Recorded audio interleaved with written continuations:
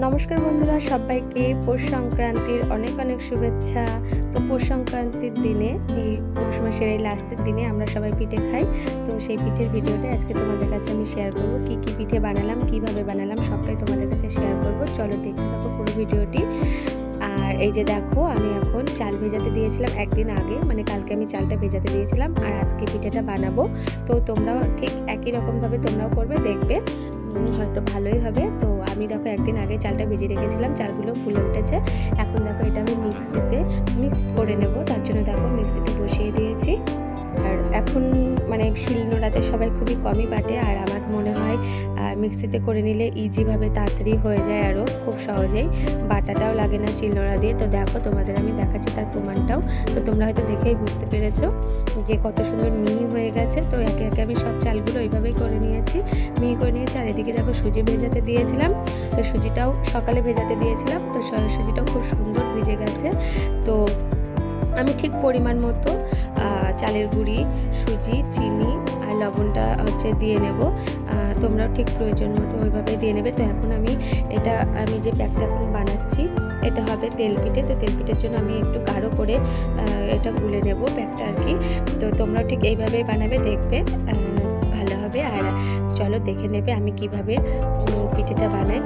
আর এদিকে দেখো আমি একটুখানি ঢাকা দিয়ে রেখে দিয়েছিলাম যাতে চিনিটা গুলতে সুবিধা হয়। তোমরা চিনিটা চালের গুঁড়ির সাথে একসাথে মিক্সড করে নিতে পারতে। তো চলো, এবার কড়াটা গরম হয়ে গেছে, আমি তেলটা ঢেলে দিই। আর এদিকে আমার প্যাকটাও রেডি হয়ে গেছে। তেলটা গরম হয়ে গেলে আমি একে একে পিঠেগুলো ছেড়ে দেবো। তো চলো সবাই পুরো ভিডিওটি দেখতে থাকো। তো জানি না কেমন হবে, ভাবছিলাম ভয় ভয় লাগছিল যে প্রথম দিলাম কড়াইতে চারিদিকে ছড়িয়ে যাবে, কিন্তু দেখো অসাধারণ একটা পিঠে মানে ফুলে উঠেছে পুরো লুচির মতো। এই পিঠেটা অনেকেই সবাই ভালোভাবে বানাতে পারে না, কারণ অনেকের ফোলে না, অনেকের হয়তো কড়াইয়ের গায়ে লেগে যায় তেলের সাথে। তো দেখো আমার পিঠেটা খুব সুন্দরভাবে ইজিভাবে উঠে গেছে আর পুরো লুচির মতো ফুলেছে, তোমরা তো দেখেছো। আর এদিকে দেখো একে একে আমি সব তেল পিঠেগুলো ভেজে নিয়েছি, আর কত সুন্দর লাগছে দেখো দেখতে। আর তারপর দেখো আমি এদিকে আরেকটা প্যাক তৈরি করে নিলাম একটু গাঢ় মতো করে, কারণ এটা দিয়ে আমি এখন কি পিঠে বানাবো বলো তো। এটা দিয়ে আজকে আমি পাটিসাপটা পিঠে বানাবো। তো পাটিসাপটা পিঠের জন্য একটু দুধ লাগে আর এই সন্দেশ লাগে। তো দুধ দিয়ে আমি প্যাকটা তৈরি করে নিয়েছি। তার মধ্যে একটু সুজিও দিয়েছি, কারণ সুজিটা সব কিছুর মধ্যে দিতে হবে, কারণ চালের গুঁড়ি তো সুজিটা দিলে বেশ একটু নরম নরম হবে, শুধু চালের গুঁড়ি দিলে হয়তো উঠবে না। যাই হোক আমি দিয়ে নিয়েছি। দিয়ে দেখো এখন একটুখানি তেল দিয়ে দিয়েছিলাম কড়াইতে, দিয়ে চালের গুঁড়ির যে প্যাকটা আমি করেছিলাম ওইটা দিয়ে আর নারকেলটা দিয়ে এখন আমি মানে ওলট পালট করে দেবো। তো আমি পাটিসাপটাটা এইভাবেই বানাই, তোমরা কীভাবে বানাও অবশ্যই কমেন্ট করে আমাকে জানাবে, ঠিক আছে। তো একটু হালকা তেল দিয়ে তেলে ভাজা করে তুলতে হবে এটা, আর খেতেও খুব দারুণ লাগে। আর একদম শক্তও হবে না, বেশ একটু নরম নরম হবে। তো সেই জন্যই আমি সুজিটা দিয়েছি। আশা করবো তোমরাও সুজি দিয়ে এইভাবেই বানাবে, খেতেও ভালো লাগবে। আর তারপর দেখো এটা আমি গুলে নিলাম, মানে সরা পিঠে করবো তাই, আর বেশি কিছু করব না আজকে। তো সরা পিঠে করার জন্য চালের প্যাকটা একটু হালকা মতো করে গুলে নেবে।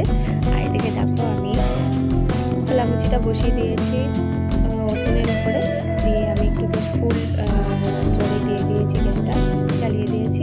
তো তারপর দেখো একটা শুকিয়ে গিয়েছিলো, আমি আগে ধুয়ে রেখে দিয়েছিলাম। তো তারপর দেখো বেগুনের একটা গোটা দিয়ে আমি হালকা হালকা করে তেল মাখিয়ে নিচ্ছিলাম, এতে বেশি তেল লাগে না। আর তেলটা না মাখিয়ে নিলে গা দিয়ে পিঠেটা উঠবে না। তো এটাকে অনেকে কাঠ পিঠে বলে, সরা পিঠে বলে, যার যেরকম ভালো লাগে।